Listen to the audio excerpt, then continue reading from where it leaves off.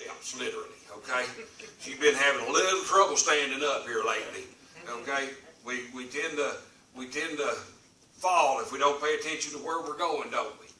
We don't watch what we're doing, how we're stepping, right? I'm getting old enough now, and you know, sometimes I can't see everything, and I trip and I stumble a little bit every now and then.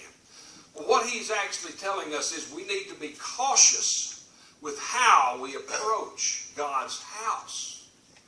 And I want to know, what was your heart like this morning when you came to God's house? Did you come angry? Did you come lackadaisical? Did you come prideful? Did you come expecting? Hey, it's my pew, it's my parking place, I want my spot, I want the air conditioner set where I want it. How did you come this morning? What was your heart like this morning when you came? Or did you come in awe? Did you come in reverence?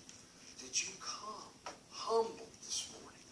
Because, folks, I don't know if you realize or not, but you are sitting in the very presence of the most holy God. You are in His presence this morning. And He is God in heaven. And you are not. He has a high vantage point. You do not. You know, and I read this, but somebody standing next to the ocean, on the beach next to the ocean. I'm not there, but flat ground, in other words, what we consider flat, because of the curvature of the earth, that a 6-foot man can see about 1.5 miles or 2 miles out into the ocean. That's your line of sight. And then the curve starts taking things away from you. But from a mere 20-foot platform, you can see about 10 miles out. Okay? You're standing up on, God's in heaven. You think He can't see what's going on here on earth? God is in heaven. He has an advantage point that you and I can't even begin to imagine. He can see. You know, we've got satellites that circulate around the earth at, a couple of 100 miles, and they are so distinct that they can read the license plates on an old junky muddy pickup as it drives down a dirt road. God has better vision than that, because God can count the number of hairs on your head. And I realize, Billy, that some of us, that don't take long to count.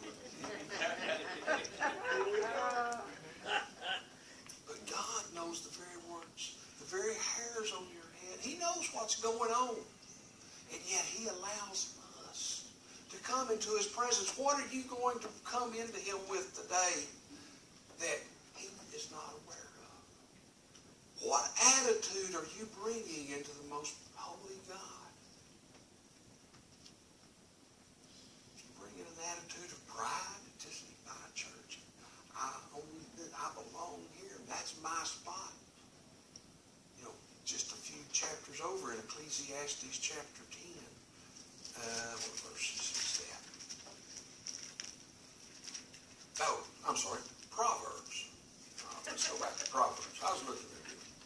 Proverbs 16, verse 18. 16 and 18 says, pride goes before destruction, and a haughty spirit before stumbling. It is better to be humble in spirit with the lowly than to divide the spoil with the proud. God don't like pride. Because what do you have that Christ did not give to you? What have you accomplished without the power of God? Who do you think you are in the presence of God? Even Brother Kenny here, if he was allowed to go into the presence of the President of the United States, you would be relatively humbled, wouldn't you? For number one, there's going to be all them guys with all them big guns standing around if you come walking in, I promise you. We'd be humbled in the presence of the President, wouldn't we? If he were still alive today, we would be humbled to be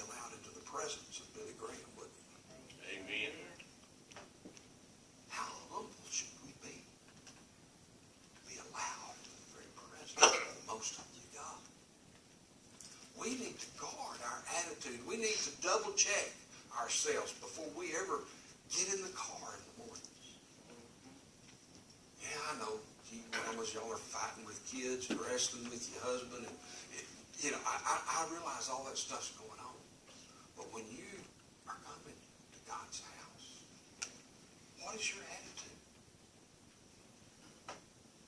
Are you excited to come and offer him honor and praise and glory? Are you going to come and bring him your list of complaints and gripes, why he didn't do this and why he didn't do that? We need to guard our steps, guard our heart. And if we're doing that, second thing we're going to do is we're going to guard our mouth. Guard your mouth. Let your words be few. What are you going to tell God that he don't already know? What are you going to tell him about today that he hadn't already seen? What are you going to say to him that he hadn't already thought? You got a bright idea? God's got lots of bright ideas. Because he said, let there be light. And about 2 days later, he created the sun. Realize that? He created light before he created the sun. You realize that? You don't have a bright idea that God has not already thought of. We need to be careful what we come in to say. We need to be careful of how we speak before God. We need to be cautious of being impulsive with our words. You know, some of us like to spout off. I'll do this. I'll do that. Are you really going to do this? You really going to do that? Have you thought about all of the consequences of that? You know, we just got this new office building. I wanted this office building. Then I got to think about all the work it's going to take to, get everything painted and all the trim put in, put flooring in it, get it leveled up, get it squared up, get everything through, get electricity hooked in it. Wow. Turned out to be more than I bargained for. I didn't think things through. And that's what he tells us. Don't be hasty in word. There's where we go to Ecclesiastes 10. What is it, 12 through 14. Words from the mouth of a wise man are gracious, while the lips of a fool consume him. The beginning of his talking is folly, and the end of it is wicked madness. Yet the fool multiplies words. No man knows what will happen, and who can tell him what will come after him? You think you're going to make some big plans? You going to talk?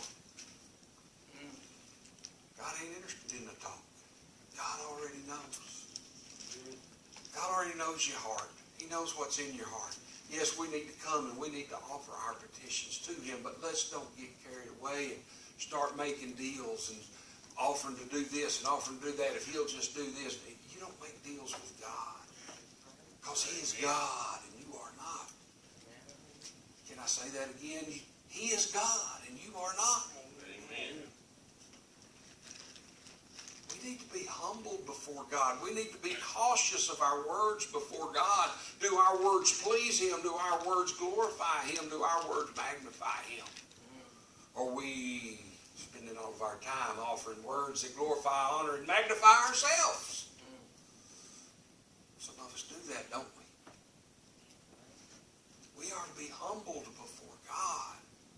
We have to guard our mouth. Our mouths can get us in a lot of trouble. If you'll turn over to James chapter 3. Brother Zach, you'll notice I use a lot of scriptures because I always figured God's word makes up for lots of my shortcomings. His words are better than mine. Okay? James chapter 3, verses 5 and 6.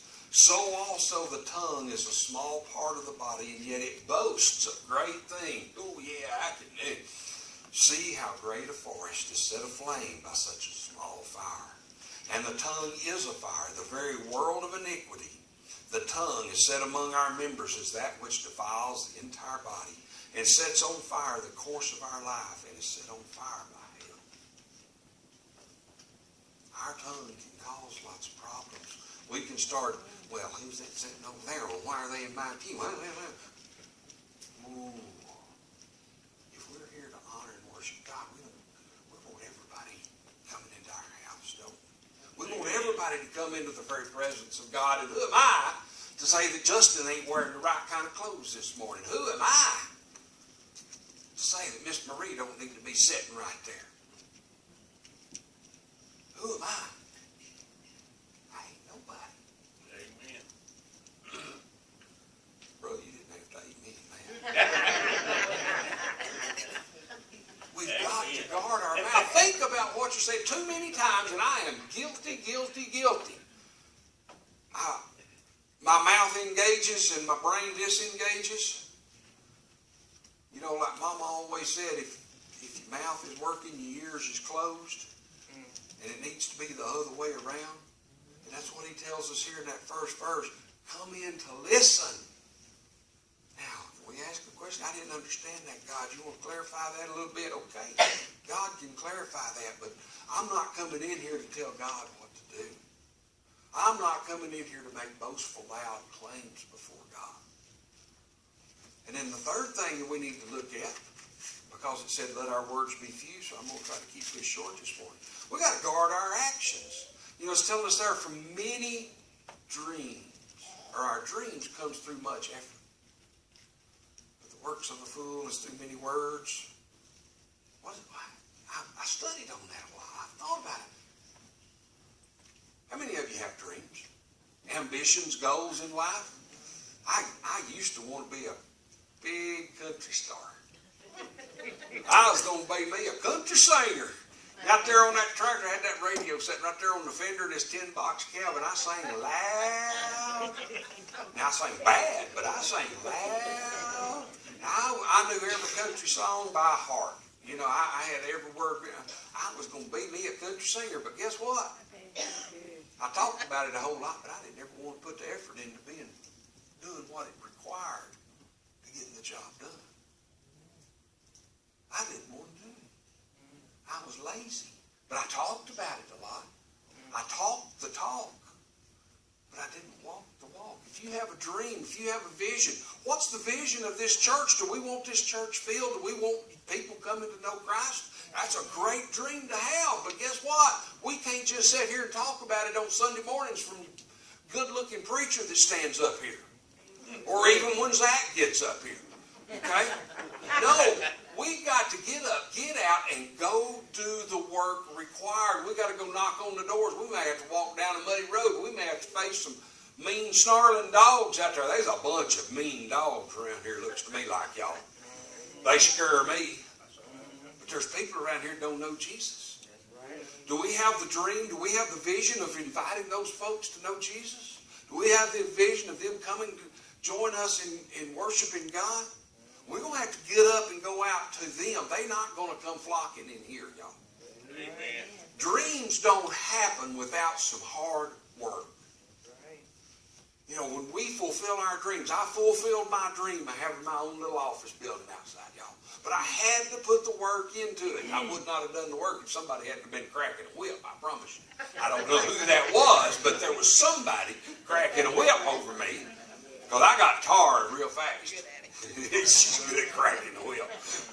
The only blessing to all of that was when she started to get up this morning, she went, oh. She was as stiff and sore as I was. So, okay, but it's so, dreams are great, but that's all they are if you don't put work into them. Don't be one of those that I've met too many of those people that they talk the talk all the time. But that's the sacrifice of fools. God don't want our talk. He wants our walk. He wants us to do what we have said. And we have to be cautious. Do our dreams honor and glorify God? Or are our dreams going to honor and glorify ourselves? What does our dream entail? Are we striving to do what God has called us to do? God will give us the vision. He will give me a vision. He will give you a vision. And your vision makes a vision of this church. All of our visions together of what are we going to do? You know, Kelsey, you may have a vision, I don't know, of being teaching young children. And that vision may fit into teaching a young kid's Sunday school class. But your vision is part of the corporate vision of this church. And what is the vision of this church? And it makes no difference what the vision of this church is if we don't get up, get out, and go do. We've got to be active. We've got to be going and doing and quit talking about it and go do it, y'all. That's all there is to it. We have to be cautious and guard our actions, guard our dreams, and make sure they are where God wants us to go. But then we have to be cautious to get up and go do what God's called us to do. Who do we know that's lost? Who are those people out there that God's calling us to go do? Oh, I really wish this person would come to know Jesus. Well, if you talk to them yet, well, no, that's the preacher's job. No, it ain't. If God's put them on your heart, that's your job. Amen. Amen. The people that He puts on my heart, that's my job. That's why this young couple is sitting here on the front row. I want y'all to look at this. You can tell they ain't Baptist, y'all. They sitting on the front row this morning, okay? But who's God put on your heart? Who are you going to go bring in? Who's you going to go witness to? Who are you going to go share with? Who's the person that you know of that's in need that you're going to go, maybe take them a little cash or take them a little food or give them a ride to a doctor's office? Maybe that's the vision that God has given you. That's the dream, that you want to be a servant. We got 3 really good deacons in this church. They are servants. That's the vision that God has given them, to serve His people. And they do it in different ways. But we've got others in here that serve too. In different ways. We all need to take that dream and put action to those thoughts. And not just sit here and talk about it.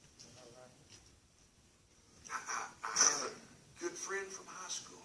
And he's a super great guy. Still a great friend.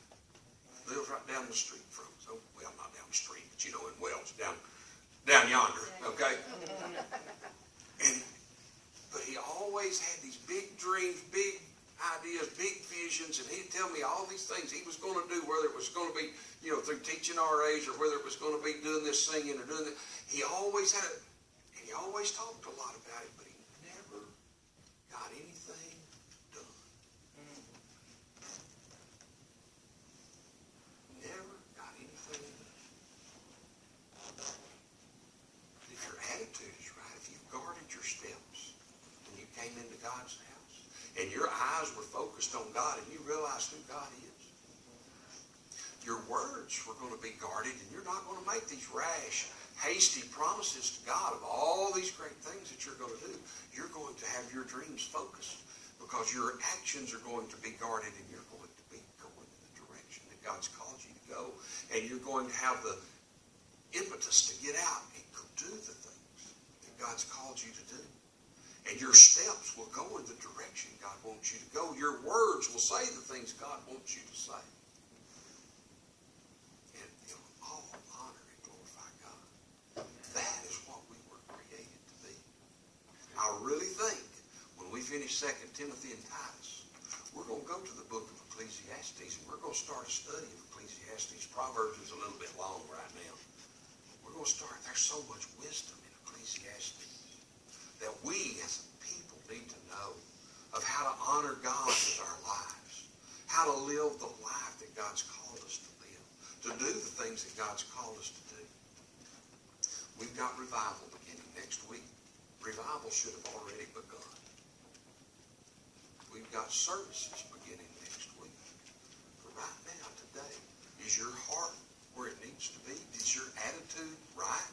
Do you have aught against your brother? It tells us if you come into the altar and you realize that you've got aught against your brother, it says to get up and walk out and leave and get things straight with that brother first, and then you can come to God's house and offer your sacrifice. Amen.